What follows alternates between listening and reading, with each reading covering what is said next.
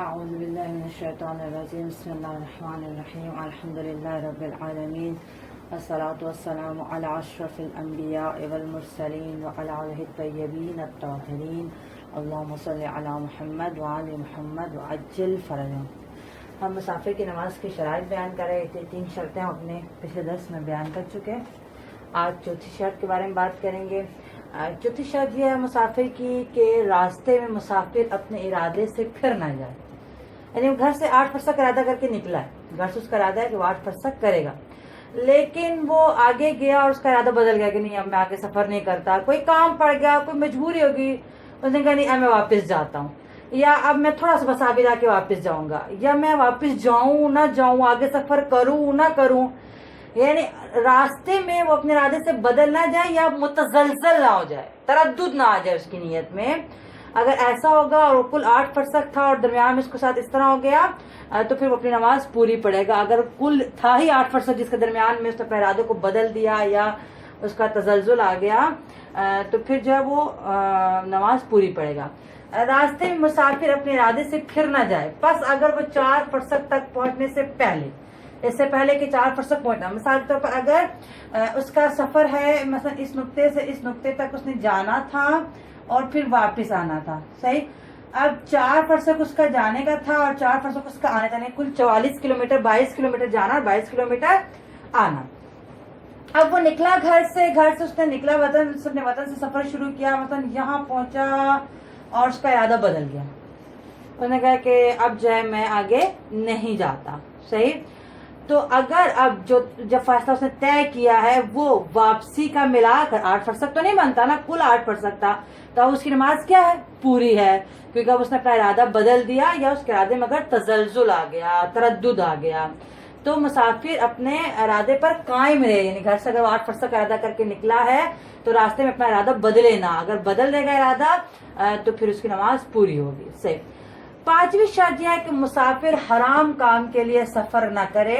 اگر حرام کام مثلا چوری کرنے کے لیے سفر کرے تو نماز پوری پڑھے۔ دیکھیے خیران جو سفر انسان کرتا ہے، بعض اوقات سفر حرام کام کے لیے ہوتا ہے، بعض اوقات خود سفر ہی حرام ہوتا ہے، سفر کرنا ہی حرام ہے۔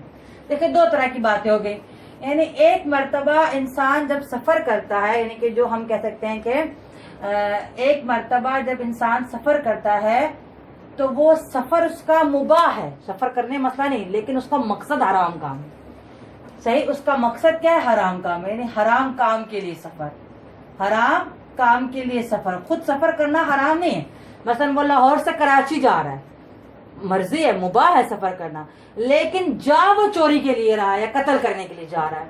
خود سفر کرنا جائز ہے لیکن اس کا مقصد اس کا کیا ہے؟ حرام کام ہے۔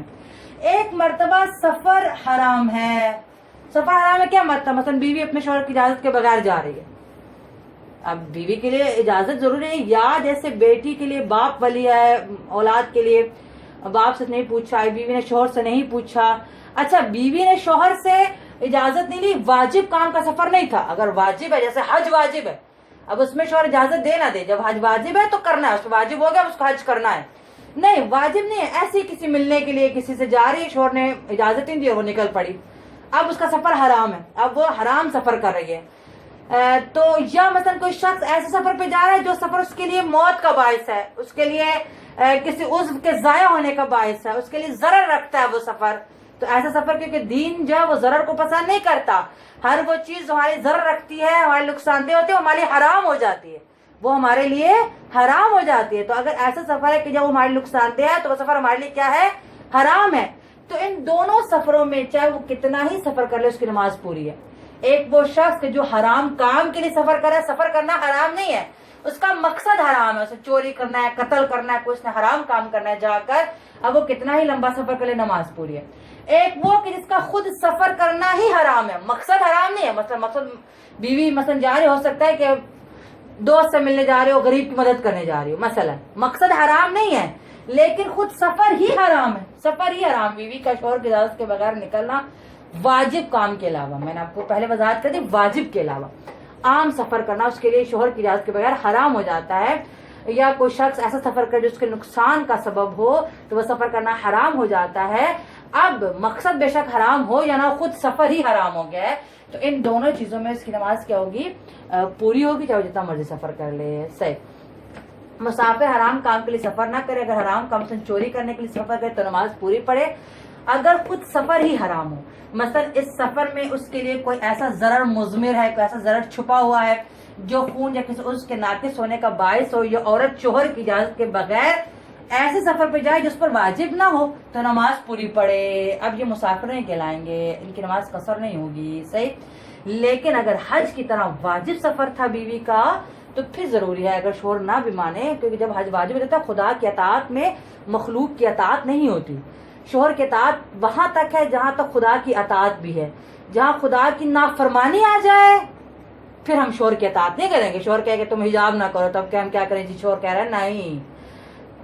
خدا کی نافرمانی میں لا طاعت المخلوق فی معصیت الخالق، خالق کی معصیت میں مخلوق کی اطاعت نہیں ہوتی. اگر شوہر کہے تم بے حجاب ہو جاؤ، اب عورت پہ اس کی اطاعت واجب نہیں ہے. شوہر کہے تم نامحرم سے بات کرو، اس سے تعلق کرو، اب اس کے اطاعت واجب نہیں ہے. یا باپ کہے یا ماں باپ یا اس طرح، تو اس پر اس کے یا تم گانے سنو تو اس کے اطاعت واجب نہیں ہے.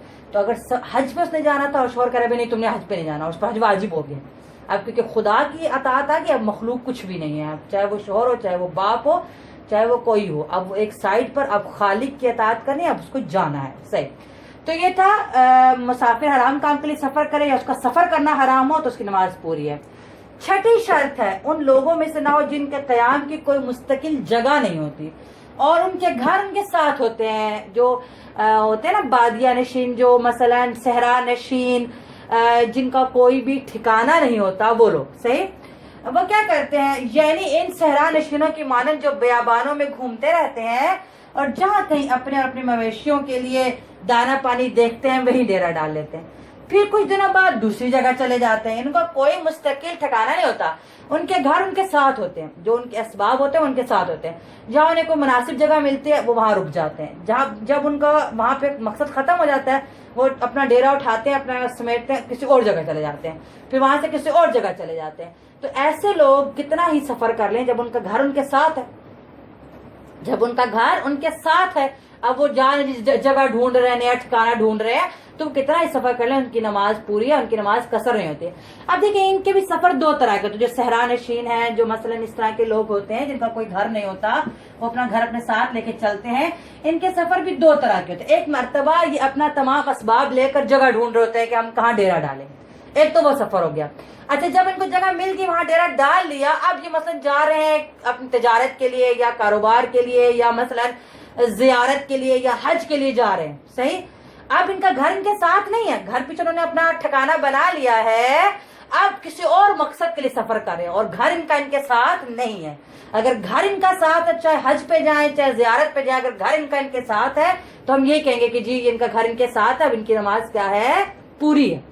اچھا، اب اگر یہ وہ سفر کر رہے ہیں جس میں ان کا گھر ان کے ساتھ نہیں ہے، ان کا گھر ان کے ساتھ، ان کے اسباب، ان کا مال و متاع ان کے ساتھ نہیں ہے اور وہ سفر کرتے ہیں، تو پھر وہ عام انسان کی طرح مسافر ہے اور نماز قصر پڑھیں گے.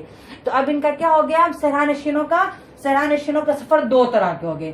ایک جب ان کا گھر ان کے ساتھ ہو، وہ والا سفر کہ جب وہ لے کر ڈھونڈنے کے لیے نکلتا ہے نا کہ ہم کوئی ڈیرا کوئی ٹھکانہ ڈھونڈے، اور جب ان کا گھر ان کے ساتھ نہ ہو، گھر ساتھ نہ ہو، ویسے وہ حج کے لیے جا رہے ہیں، زیارت کے لیے جا رہے ہیں، کاروبار کے لیے، کسی سے ملنے کے لیے، پیچھے گھر انہوں نے اپنا ٹھکانہ بنا لیا ہے، اب وہ جا رہے ہیں. تو اگر وہ ایسا سفر کریں جب ان کا گھر ان کے ساتھ ہے تو پھر وہ عام انسان کی طرح ہے، ان کی نماز قصر ہوگی. لیکن جس وقت ان کا گھر ان کے ساتھ ہوتا ہے، وہ جو اس وقت وہ نکلتے ہیں تو پھر ان کی نماز جتنا مرضی سفر کرے نماز پوری ہی ہے، کیونکہ پیچھے تو کوئی گھر ہی نہیں، کس سے وہ حساب کرے؟ آگے بھی ان کا کوئی گھر ہی نہیں، پتہ نہیں کہاں جانا ہے، کہاں گھر ان کو کہاں ٹھکانہ ملے. صحیح. تو اب اگر صحرا نشین حج، زیارت، تجارت یا اس طرح کا کوئی سفر کرے اور کہا جائے کہ اس کا گھر اس کے ساتھ نہیں ہے، یہ شرط ہے، اس کا گھر اس کے ساتھ نہیں ہونا چاہیے. پیچھے اس نے ٹھکانہ اپنا بنا لیا. اگر گھر اس کا ساتھ ہے پھر تو چاہے وہ حج کرے، زیارت کرے، جو بھی کرے، جب گھر اس کا ساتھ ہے بھی وہ ٹھکانہ ڈھونڈ رہا ہے، پھر اس کی نماز پوری ہے. یہ اس وقت ہے کہ جب کہا جائے کہ اس کا گھر اس کا ساتھ نہیں ہے تو نماز قصر پڑھے، پھر وہ عام مسافر کی طرح ہے، اس کی نماز قصر ہوگی۔ جب وہ اس کا گھر اس کے ساتھ نہ ہو اور وہ کسی اور مقصد کے لیے سفر کر رہا ہے اور گھر بھی اس کا اس کے ساتھ نہیں ہے تو پھر اس کی نماز کیا ہوگی؟ قصر ہوگی۔ ورنہ اگر اس کا گھر اس کا ساتھ ہے تو جتنا مرضی سفر کرے اس کی نماز پوری ہے۔ خداوند متعال ہمیں صحیح سمجھنے، اس پر صحیح عمل کرنے کی توفیق عطا فرمائے۔ والحمدللہ رب العالمین۔